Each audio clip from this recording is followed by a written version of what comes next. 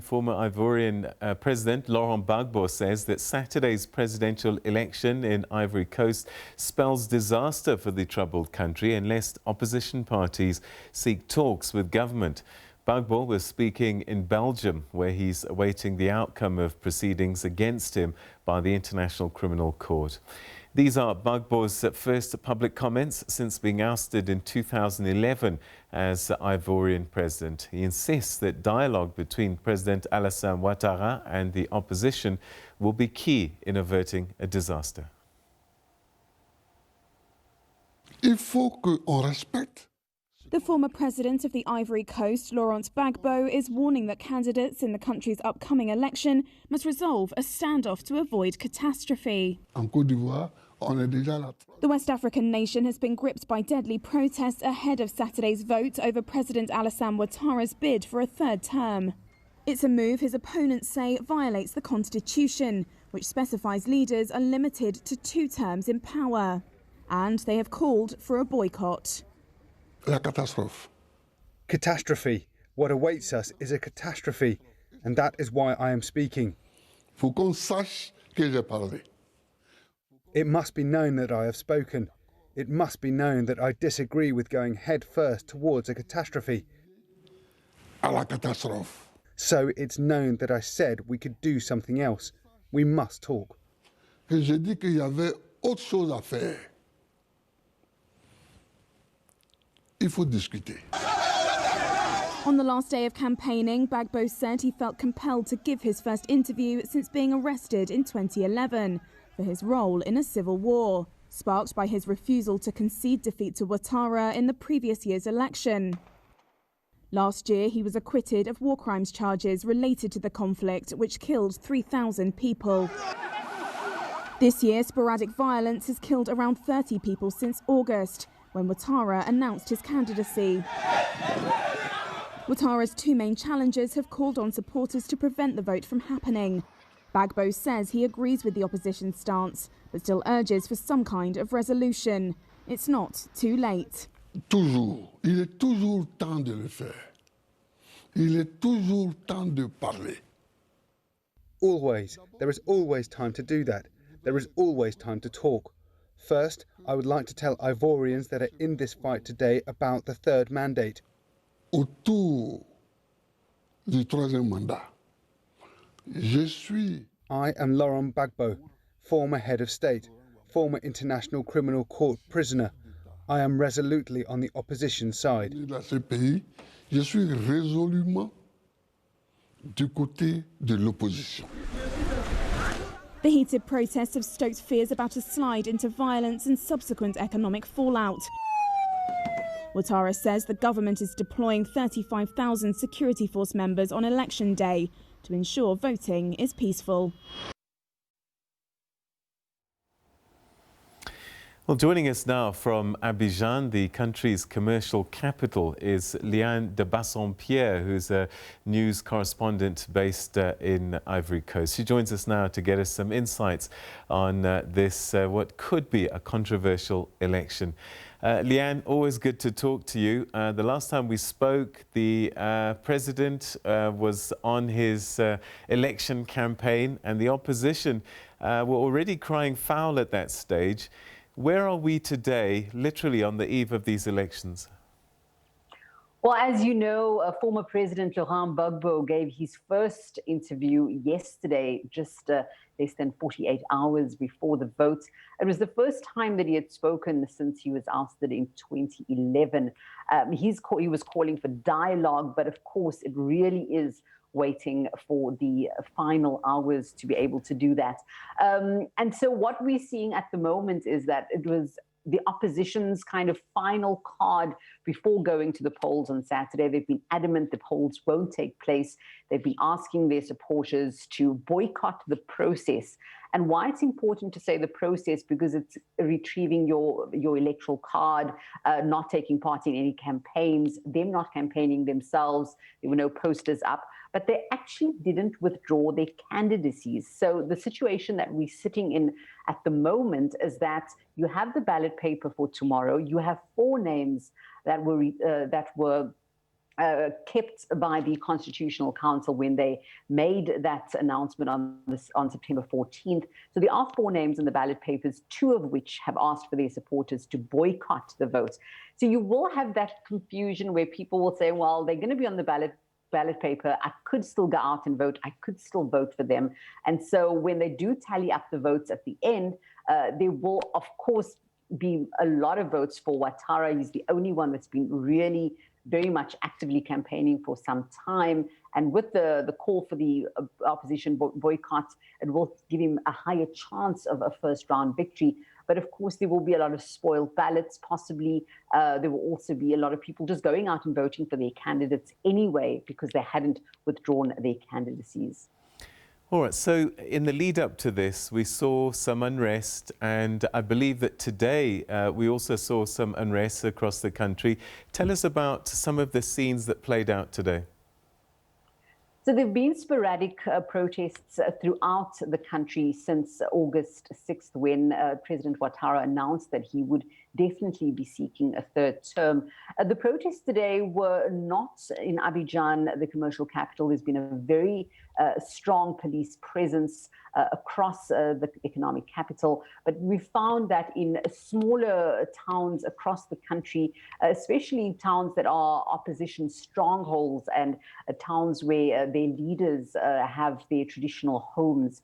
We saw in the last few weeks the home of Pascal Affingesson in Bongwanou was actually torched. It was one of the areas actually in which President Alassane Ouattara was campaigning several weeks ago, and which I had accompanied him on that visit. The protests have been almost daily, not to a very grand extent as the opposition had hoped.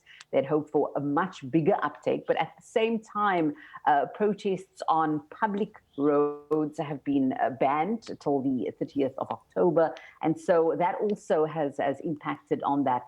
People were able to gather in stadiums and in halls that were basically allowing for that, but not in public spaces. So there was that detriment that they had to face, but or deterrent rather that they had to face. But people were still going out, especially in rural areas, farming communities, where they were blocking roads,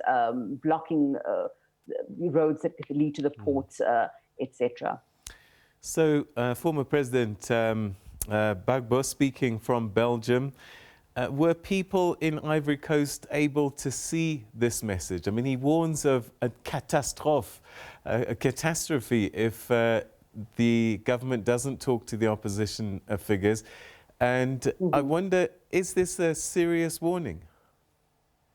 Well, speaking to a lot of different people today and getting their reaction to the television interview by Laurent Gbagbo last night or during the day yesterday, because it was aired several times during the day. And I know that in the area of Yopougon, where he has got a lot of support, it's a neighborhood of Abidjan, they were televising the interview in local makis, which are kind of local eateries/bars.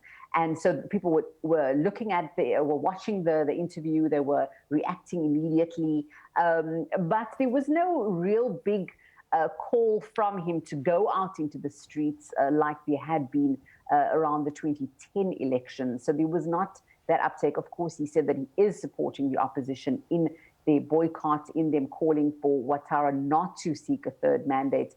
But, we're less than 12 hours away from the elections. There's been no call for the elections, or there's been no call at this point that the elections won't take place.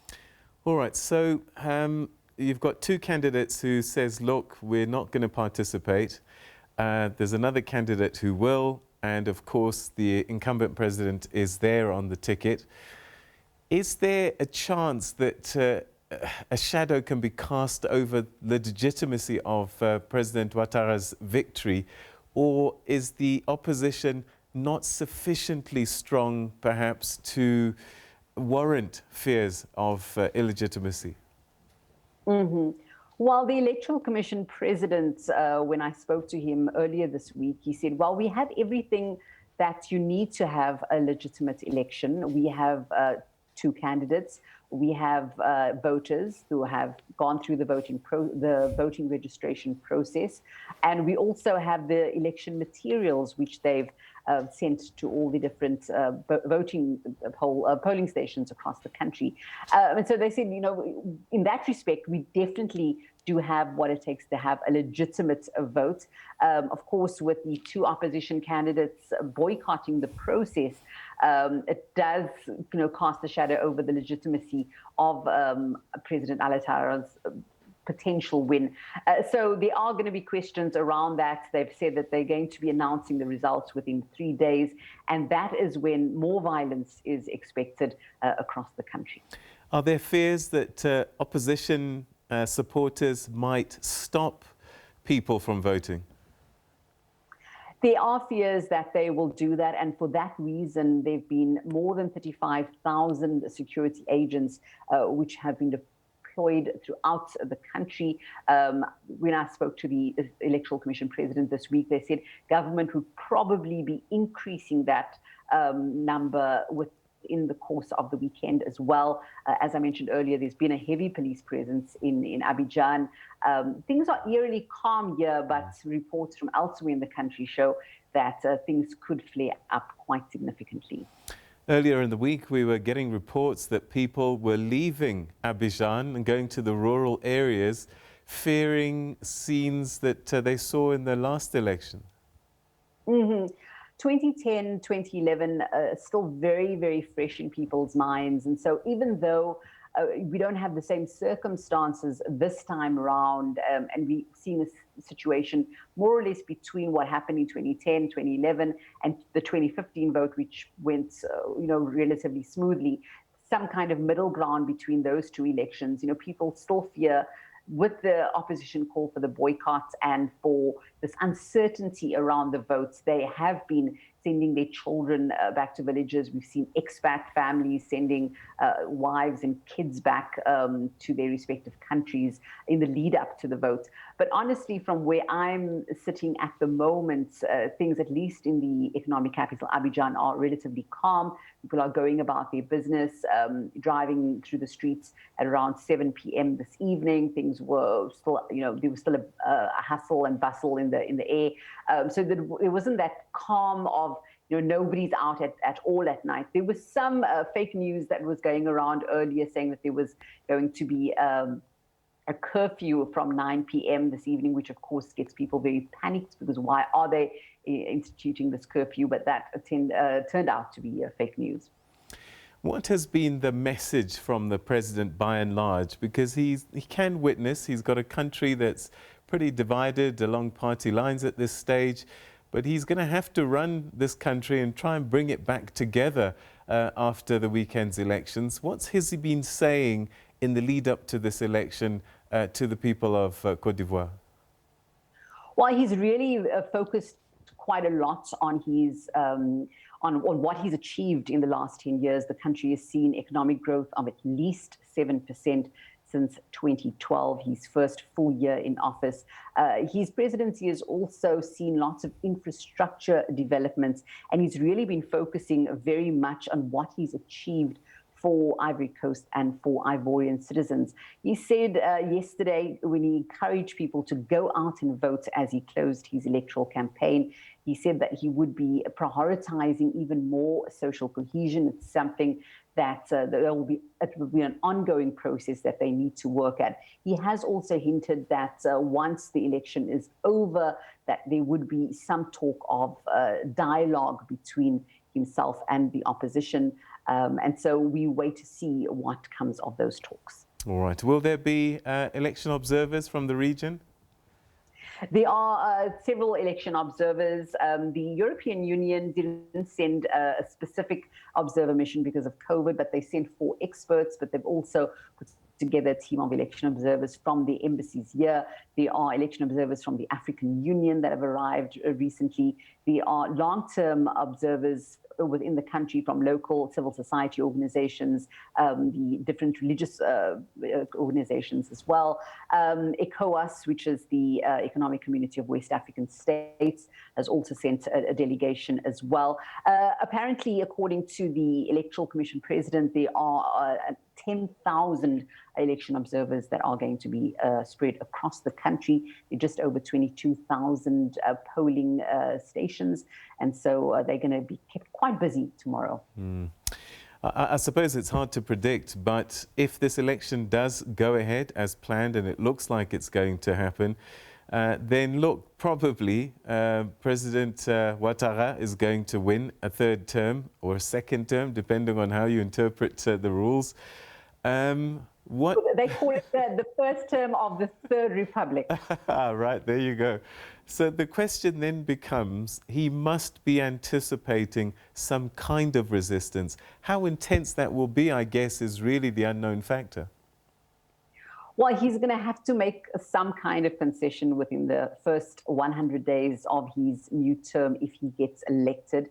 I think the opposition are willing to have a dialogue. They're willing to negotiate. But he's also kept on saying that, you know, they're using this because they were not prepared going into these elections. They haven't campaigned. They haven't put together a program that could compete with what he's done and what he's proposing to do for the next 5 years. So it's going to be a difficult transition for President Alassane Ouattara in the next 5 years. But he's also recently in a television interview saying that he will unlikely go for a term after that. But I think that's looking too far into the future, and that you will have to see what the next few months brings. And as I said previously, that the level of violence could increase, the protests could increase exponentially as well.